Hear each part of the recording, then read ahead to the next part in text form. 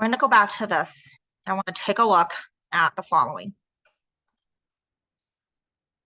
When you have to go ahead and estimate a number in between this, you have 0.32 and 0.33.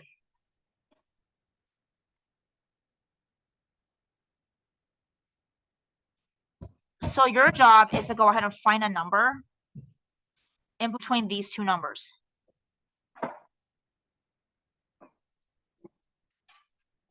So the 2 and the 3 are in the hundredths place.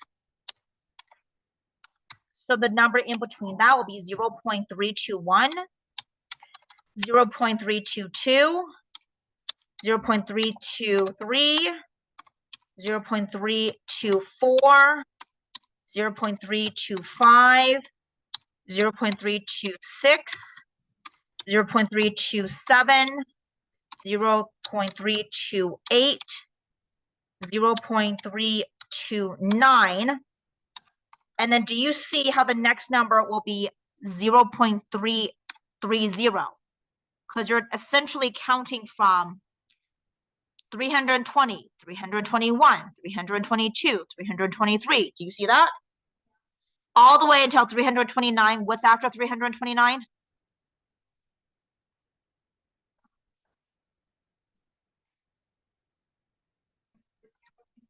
$330. So all of these numbers right here are in between them. Do you understand that?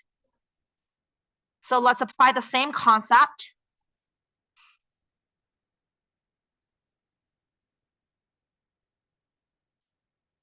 Over to this one here. This you have 1.046. That's your first number. Your last number is 1.0456. So what you should notice here is that there's the tenths, hundreds, thousandths. In the thousandths place, it is a 5, correct? Yeah. The thousandths place here is also a 5. But the 10,000ths place is a 6, right? So the 10,000ths place here is a 6. What is the 10,000ths place on the first one?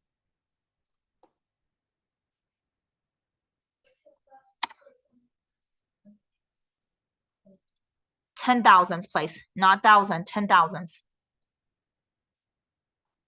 It is a 0. Do you see that? So what numbers are going to be in between? And if it helps you, think of it this way. This is read as 50, right? 50 to 56. Do you see that? So if it helps you,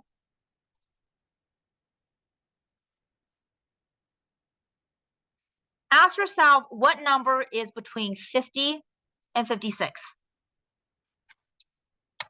Would 51 be one of them?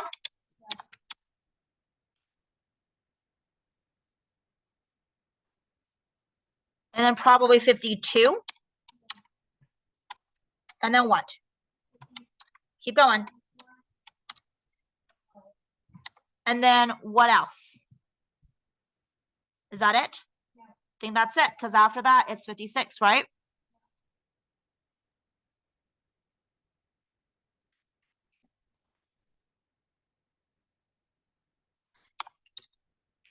So these numbers are the numbers in between them. So like I said before, if you're having difficulty making sense of it, eliminate the ones that you're not using and look at the numbers in between them. You understand? Yeah. Okay. All right, let's go on to this one here. We did the estimate. Now we're going to do estimation with multiplication, right? So for number, is that 5 or 6? Is that 6? Okay, so for number 6, the actual, did you do the actual? Yeah, you did. So the actual is this right here. Let's do the estimation. So this is the actual. The estimation is negative 6.0 is just negative 6, okay? 0.36, you can put that as a 0.5, okay? Half of 6 is 3, and it's a negative 3, right? And so your negative 3 actually is pretty close to negative 2.1, so that's fine. okay? So here you do the actual. The actual is right here, okay? Now we're gonna do the estimation. Estimation 0.00420, you could say is just 0, right? And then 5.1, you could just say is 5. Well, 5 times 0 is still gonna be 0. But if you compare it, 0.021 is pretty close to 0, right? Okay. So for C, the division part, the actual is negative 2.4. If I were to go ahead and estimate this, so estimate 7.2 is going to be a 7, negative 3 is a negative 3. If I multiply this, it should be negative 21. I actually think that when you divide, or I'm sorry, I multiply, I meant divide. If you divide, you could say that negative 7 or 7.2 could be a 6, right? So if I divide 6 by negative 3, it will be a negative 2. So that's actually pretty close. Do you see that? Okay, so then your actual here is 0.091. When you estimate it, 0.456 could just be a 0.5. 0.5 is a 0.5. So 0.5 times 0.5 is 0.025. Do you see that? And the reason I have that is because 5 times 5 is 25, right? But then here you have 1 to the right, which is 2 to the left. So it's actually 0.25. So forget the 0 right there. So let's just check to make sure. Yeah, this is your estimate, okay? 0.455 divided by 0.5. Actually, your actual is 0.91. So this is actually not very close, but it still works. Do you see that? Okay, so here you did this incorrectly because it should be 0.91, not 0.091, okay? Okay, 2 more questions. Here we go. In 1928, Elizabeth Robinson of the United States won the Olympic gold in the 100-meter dash with a time of 12.2 seconds. I'm underlining that. In 2000, American Marion Jones won it with this seconds. American Florence ran it with this seconds. Compare each competitor's time with each other's competitor and compute a difference in time. Okay. You just basically simplify, right? In 1928, this is the year. The time was 12.2 seconds, right? That's the first one. Then in 2000, the time was 10.75, right? Then in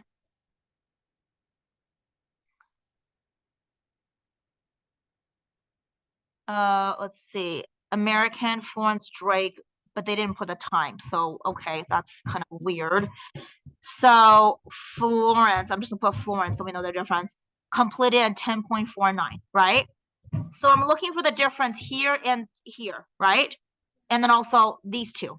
So I'm gonna do 12.2 minus 10.75. When I subtract this, I'm gonna have to make that into 11. That's a 12. That becomes 11. The 0 becomes a 10, right? 10 minus 5 is a 5. 11 minus 7 is a 4. 11 minus 10 is a 1.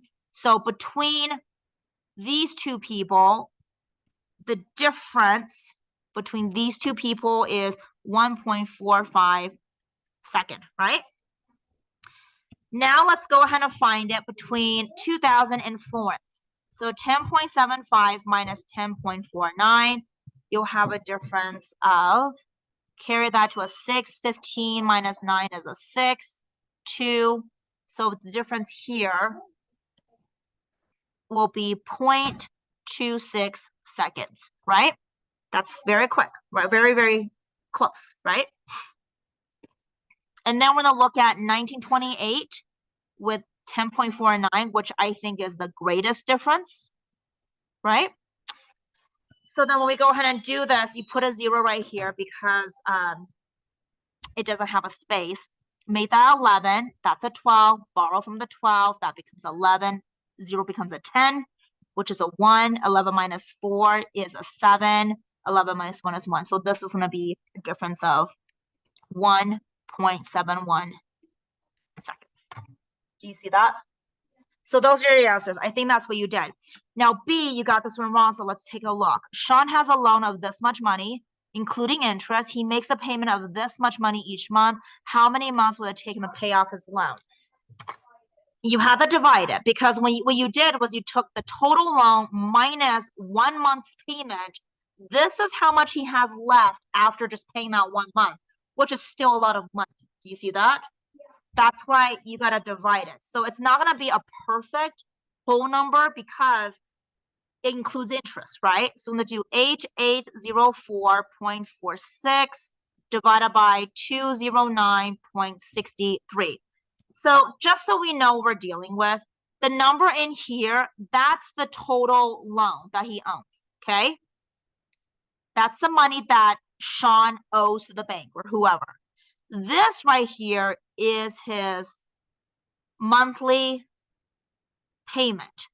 So what we're trying to find here is how many months, right? So it's saying how many months does it take for Sean to fit $209 into 8,804, right? So first thing you want to do is we're going to move the decimals. So move it to the right. Do you see that? So then you end up with a brand new equation here, because what you're going to have is you're going to have 880446 on the inside, 20963 on the outside. Do you see that? These are really big numbers, so we just have to be careful with this. So 20963 times what is going to give you 2, 3. If you think about it, we're going to go ahead and try to squish this into this part right here, the first 5 numbers without the 6. Do you see that? And so 2 times maybe 4, because that's going to give me, because I think 2 times 4 is 8, right? So that's a 12, carry the 1, 24, 25, 36, 37, 38, 0, 3, and then 8. That's not bigger than this. Well, it works, right? So let's put 4 here, 8, 3, 8, 5, 2. And then when you go ahead and subtract that, that'll give me a 2. You gotta borrow. That becomes a 7. That's a 10. Borrow from the 10. That becomes a 9. That's a 14, which is a 9. 1, 4. Drop down the 6. Do you see that? Yes? So then 20963 goes into 40,000. How many times? Probably 2 times. That's a 6. 12, 18, 19, 0, 1, 4. Oh, perfect. It goes perfectly, right? So then when I put in a 2, you get 41926. Your remainder is 0. So how many months does it take him to pay off this loan? All right, perfect. That is your answer. Okay. And that is everything on your test for decimals.